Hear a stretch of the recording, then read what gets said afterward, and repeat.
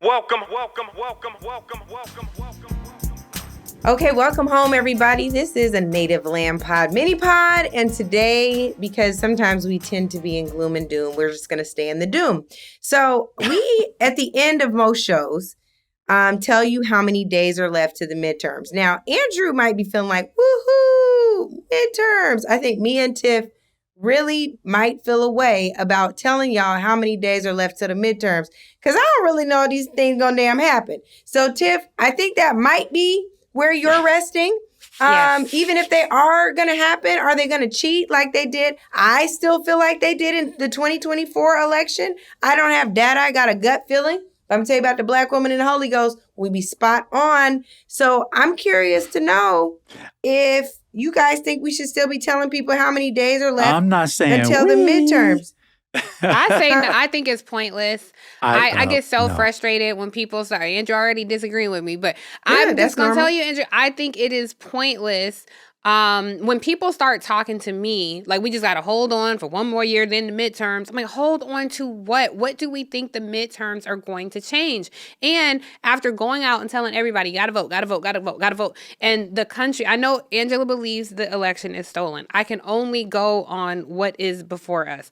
And that is that millions of people cast ballots for this. But I will say, Angela, the Latasha has been the most compelling to me in giving me actual facts that suggest the election is stolen. And I'm hesitant to share what she said. So y'all give me a little bit of grace because I could be saying it incorrectly because I don't know the exact jurisdictions. But she was saying there were places where people would vote down ballot, completely Democrat, and at the top Republican, and it happened overwhelmingly. And we should have her come on to so she can say it directly. But when she said that, I'm like, now that is information to me that's factual, it's logical, and it gives you a head scratch. Where yes, that does require some investigation. But even if they did, okay, it's here now. Like, what they're not going to say, okay, takesies, backsies, we stole it. Like, they have already instituted this authoritarian regime. And I don't know any post-industrialized country that has come this far into authoritarianism and turned around. So why we think all of a sudden we're going to have free and fair elections in this country for midterms, which we've never really had, as Black folks know all too well, and as women know all too well, we've never really had that. But we think somehow in 480 days, that we're going to have a better chance at democracy. I just don't think so. But fine, Andrew, you've been shaking your head. So go ahead and tell me how I'm wrong. I think so long as elections are still determining who is going to be running the country, serving as your mayor, on your school board, in your members of Congress, you need to participate. We need to show up and we have to participate in the process that exists that allows for people to do exactly what they're doing right now to us, against us. And some would even say against our will. It certainly was against mine. My will, when I voted, was for a different outcome, and it was to preserve democracy. But the other choice was also pretty clear to me, which was the opposite of holding democracy, but quite frankly, flipping closer to autocracy.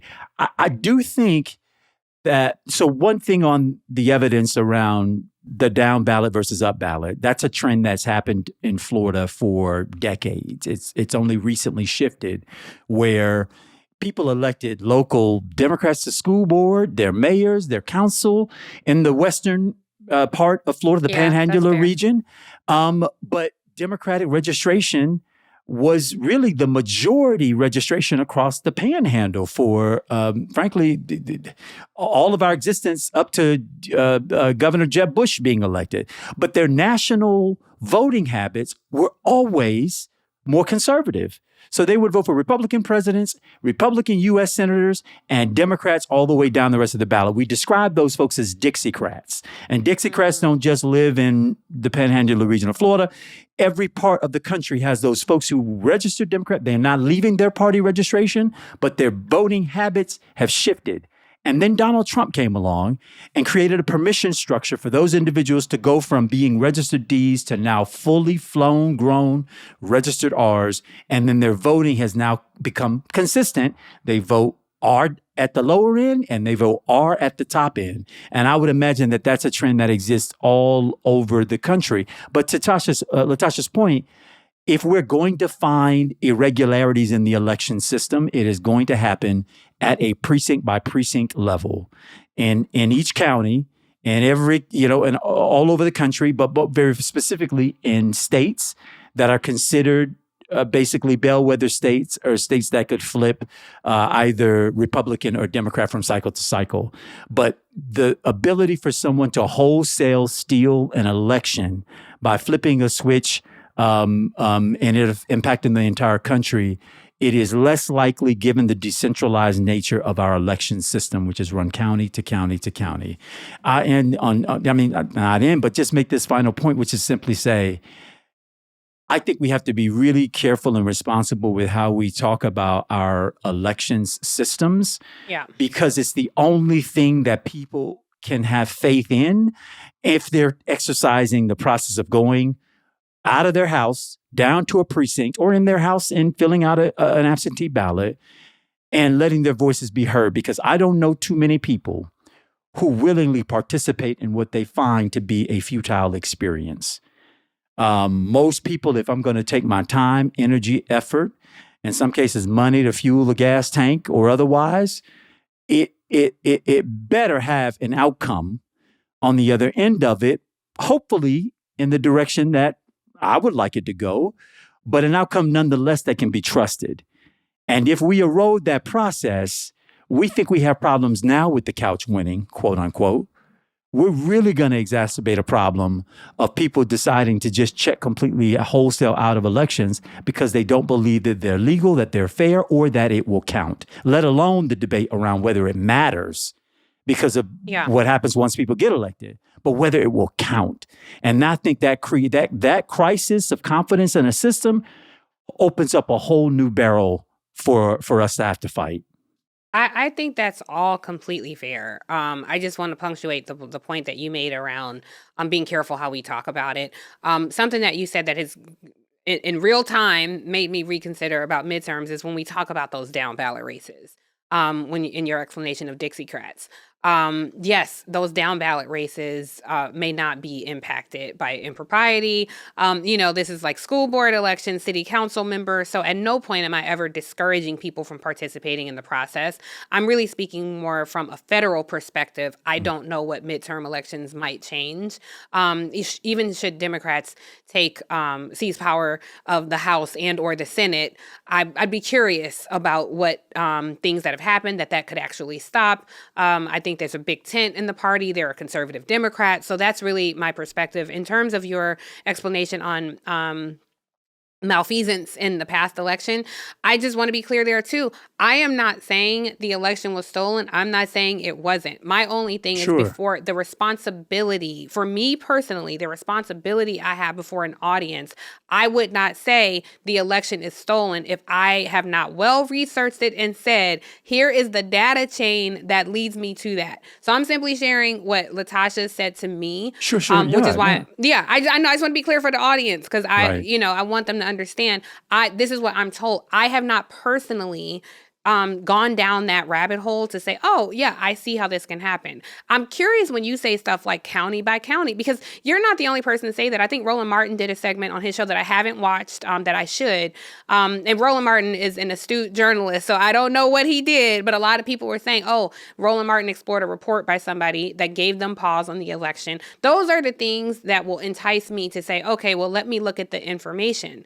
I don't know if the election was stolen. I just think that some of us, maybe not you, Angela, but there are some people out there who are so traumatized at the pronouncement of white supremacy in this country that we can't even fathom it. That we're like, there is no way y'all went out and put this half-witted political idiot back in office after he said every racist, awful thing. There is no chance that you all could have done that. And that is where I'm torn. I'd rather the election be stolen than to know that the majority of people in this country felt this way. So I don't know. Yes. And I want to back into this a little bit because I had to think about, like, I know that I did some research on the other side of the election, and there were definitely reports that were coming out from election experts on why this is a very likely phenomenon. So I went back and looked. There was a lot of discussion around county level manipulation. So when we talk about midterm elections, we're talking about local, state elections, and then, of course, our members of Congress that are elected in those off-year elections, as well as House of Representatives and senators in some instances. I think it's a third normally that are up for election. There were 5 states that one entity said needed investigation into whether or not there was any county level manipulation. Please look these up so that you're not just going off my Smart Elections is one. Can you cite? I'm about to. Smart Elections is one. Election Truth Alliance looked at Clark County, Nevada. The drop-off rate in Clark County, Nevada was astonishing to them. The way that they flipped from the presidential nominee or the 2 presidential candidates to who they voted for in the Senate was astonishing to Election Truth Alliance. Additionally, Wait. Before you, can I just ask a quick question? When you say the drop off, you're saying that people are voting what Latasha was saying, that at the top they're voting Republican and down ballot they're voting. And down ballot is Democrat. Federal That's right. races, changing of the party. Yes. Yeah. Okay. Yes. No. Yes. Even between the feds. No, yes, that's even what between. Yes. Yes. Yeah. Exactly. Okay. And then the other thing is, and I forgot about this comment, but Donald Trump said right after inauguration that Elon Musk understood the Pennsylvania voting machines on a local level better than anyone, and they ended up winning by a landslide, which caused a lot of alarm as well. So if you have someone saying that there are 5 states or an entity that studies this, 5 states from an election integrity standpoint that need to be looked into because it looks like there could be some county by county manipulation. You have the president making this pronouncement about Pennsylvania voting machines and Elon Musk, and you have this Clark County analysis. And I remember going back and looking at what the Attorney General put out as well. Stephen Horsford, to be fair, because when I raised with Stephen Horsford, he was like, well, the representative of Clark County. Las Vegas. And he said, well, they've been looking into this for some time. It wasn't about this election, but it was about this election. So I'm not sure what the issue was, and I can't remember how he responded to my response. No, they are talking about the 24 election, not 22, not 20. It was this year. But they did make an analysis and have data from the year prior, or the presidential prior and the one before that. And they show how there was a more significant drop off, like 10%, from Harris to Jackie Rosen, to women. So you also can't say, well, it was a woman thing, to women on the versus what it was in 2020 versus 2016. What are the 5 states? I heard Pennsylvania and Nevada. I need to go back and look. Nevada was one. Pennsylvania was one. The interesting thing about those, they're 2 swing states. These are that can go to Republican or Democrat. I would imagine then Michigan. I don't want to even imagine. I need to go back and pull them. Let me see. 5 states. But while you're looking that up, Angela, I'll just say in Florida, in my race for governor, we had the U.S. Senate race at the same time, which of course had a white male nominee, Democrat, on my side. And then my race, obviously, black male Democrat. And there was about a point difference. And when I say a point, I'm talking about like 70,000 votes who were people who were comfortable voting for a Democrat for the U.S. Senate, or white male Democrat for the U.S. Senate, and who then in the race for governor appeared to have switched from their Democratic ballot to choose the Republican nominee. What makes it alarming for outside groups who are looking at these elections is if you see usually these habits of flipping or going back and forth between D and R are sort of well-laced. There's a history of it. There's a way in which you can go back and explain this to be a voting pattern of a particular area, be it a whole state or congressional district, so on and so forth. What is anomalous is if there is no history, yet you find a significant difference, especially at same levels, right? So you're talking about a statewide race. A Senate is a statewide race. A governor is a statewide race. So you're looking at 2 comparable races, but then there is a difference between whether folks voted for a Democrat or a Republican in those seats. In most states, you can vote an entire Democratic line, or you can vote an entire Republican line, which means anyone who is running for a partisan office and they are a Republican, your ballot will choose them. You're voting by and the party, same not for by Democrat. person. Exactly. Yeah. And then there are the people who go back and forth. Even when you have to make individual selections back and forth, Overwhelmingly, people vote party line ballots. That's where anomalies come from. When folks don't do that, and you see a difference between a statewide race where the Democrat got 4 million votes and the Republican got 4.1 million votes, but it then switches to a governor's race and the Democrat gets 3.9 million and the Republican got 4.2 million. Yeah. That is a pretty significant difference without a trait. We have to identify what the trait was that made the difference possible. In 2016, this confounded a lot of us because we had not seen the kind of drop-off that we'd seen before between Hillary Clinton and Donald Trump and the races that came below them with folks choosing between Democrat and Republican. And what we found in later research is that Trump was able to hyperactivate the white vote turnout. And he did the same in this last election. In this last that is the thing. Turnout of white voters. But and I that think hyper turnout totally skewed it threw all the polling off, of course. Yeah. But it also throws out a lot of these what do you call those closing numbers at the end of the day? They say exit poll numbers and that kind of thing. Which are because these always people aren't unreliable. practiced around exit polling. And if they were, they're still not giving an honest answer. And so it confounded a lot of us. Okay, so just really quick. So now I went to the Smart Elections thing and they have a chart. I'm just going to send y'all the link.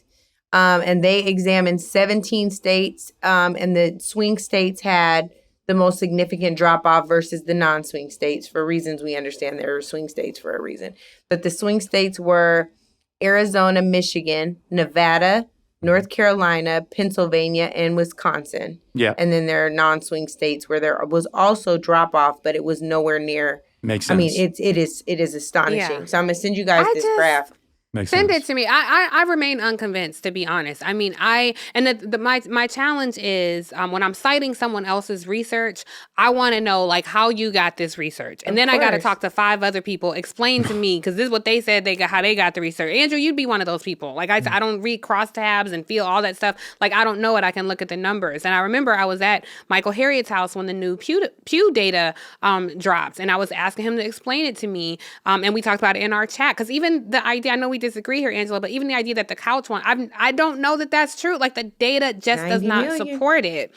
But it's always so then the couch wins every year. Like that, when you said that number, that's not a crazy number. That's the part that I think it would be nice for us as a country to get to a place where democracy was winning enough that one candidate at least superseded that 90 million number. Yeah, to me, that's my But high. I'm talking specifically about this idea that in this election, it was so crazy because 90 million people stayed home. And when you look at over all the cycles, that is pretty consistent with how many people stayed home. And then when you dig deeper and you disaggregate this data, you go down each rabbit hole individually. And that requires a collection of research. And it's boring, right? It's like boring to sit there and it takes hours and days. You got to ask people. But when you go across that and look at all of it and it's aggregated by race, this dude, the same way that Obama brought out the highest number of black voters and the lowest number of white voters, Donald Trump ignited a movement among white people. And that is my challenge. Yes. Yeah. That is my challenge here. Because if that's what it took for you all to participate in this here democracy, and you were motivated, they were united in our destruction. They are united in our failures in this country. They're united in making sure that we never even get what they have or come close. And they are so motivated by that they put this man back in office. That is the part I have challenged. And I understand why people are like, no, this can't be right. Like, this can't be true. I just have not seen, of all the data, the New York Times analysis, Pew, all the data I've looked at, nothing has supported, A, that the couch has won, B, that the election was stolen. Even in these swing states that you're talking about, I remain open. I'm not saying this with certainty, but I just feel some level of disgust that these people have that they were motivated by him to come out. I would love to hear that the election is stolen because I'm like, oh, these people we have to cohabitate with our fellow countrymen. They're actually not pieces of shit and they're actually not so bad. There's only a small number. No, what this election showed me is, ain't shit changed. They are still awful people who voted for this man because they don't like you and they don't like brown people. That's how I'm experiencing it. I think we can, if we talk about narcissism, it would be a narcissist thing to say if we believe that folks were motivated exclusively by. Why? Because I think it's probably more complicated than simple. I think You're giving them a lot of grace, you can be racist. Oh, no. I'm not giving race. I think you can be racist, have racist belief and tendencies 99% of your day and time or 100% of your day and time, and still have other motivations for doing a thing beyond just being racist is what I'm saying. It doesn't make them better people.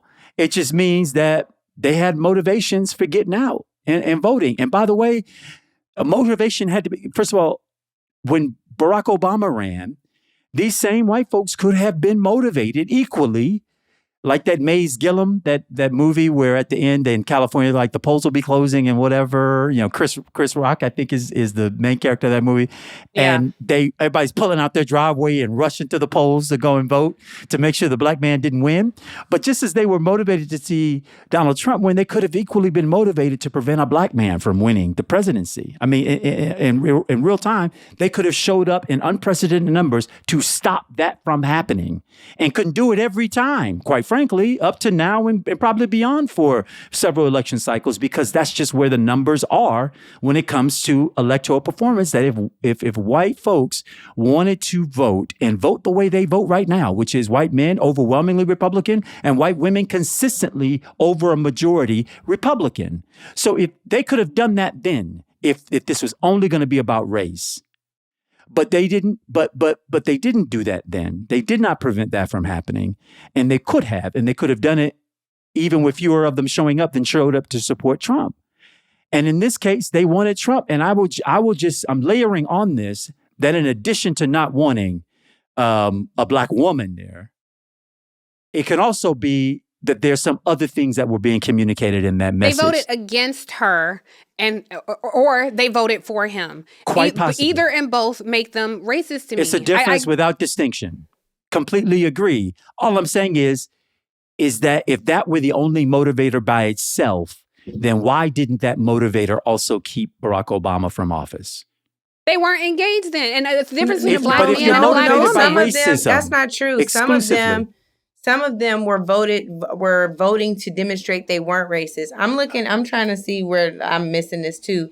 But I looked up in 24, 90 million people didn't vote. In 20, 80 million people didn't vote. And so it was the highest turnout in voter participation since 1908. And 24 was the second highest since 1960.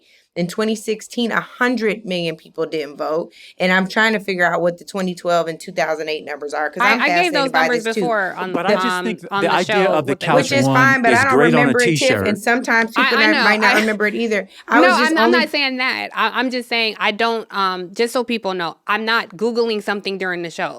Because sometimes numbers are different. I am Googling it during the show because I'm trying to figure out where the breakdown is. I think what I was trying to get to is at the end of the day, what we know is voter participation is not where it should be in this country. Yes. And as a result, that means that democracy has consistently been failing people because it doesn't feel like people power. So people are not going to lean into a system where they do not feel represented, which brings us full circle to the point of this show, because I know we are supposed to be leaving at really soon and closing out really soon.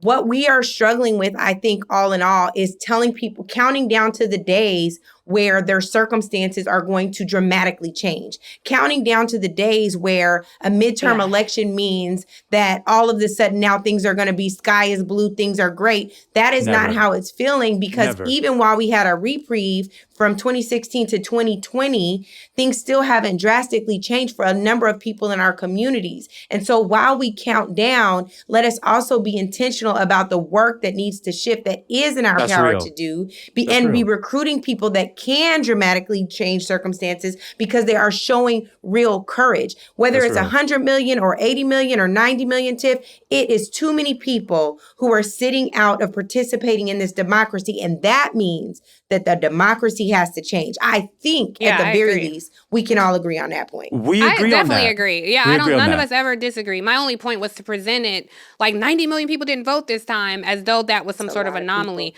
Well, I'm it just is saying a crisis. That's it is a sure. crisis, but That's it is what a I'm saying. consistent crisis that has happened over a lot of election cycles, unfortunately, in the country. And my issue is with you, Tiff, 10 on this million, is that... Well, you call me a 20 and narcissist, 24. so what's your yeah, let's fix the name calling. Let's fix that before we I'm a narcissist. no I one more problems. name call. Okay, call me my name problem. The Go. idea of the couch one, it's good on a shirt, but it doesn't have effectual impact in the sense that when the couch wins, then the couch gets to decide what happens. And in our democracy, the one who actually wins gets to decide the policy. And so when the couch starts laying people off in federal agencies all throughout the land, then they won. But so long as they're in the sense that more people sat the couch than got out and voted for any one particular candidate, mm-hmm. it is a cool observation. However, the effect of winning to me is you govern. Winning means you're in charge. Winning means you get to do the thing that you're inclined to do. And unfortunately, the couch didn't win because I don't think the couch would have done what Donald Trump has been doing. I think it's semantics. It's semantics, yeah. It's semantics. I take your point. We do this that's every why I time. don't think it should absorb as much time as we've given the couch as one. Because it is semantical and it has created a debate that I think, again, ends up talking about numbers rather than what is, I think, a greater, bigger, larger, comprehensive point. And that is around a democracy and a system of representative democracy that has failed so miserably that the majority of people are choosing, I will stay out rather than have an impact on which one of these fools end up serving.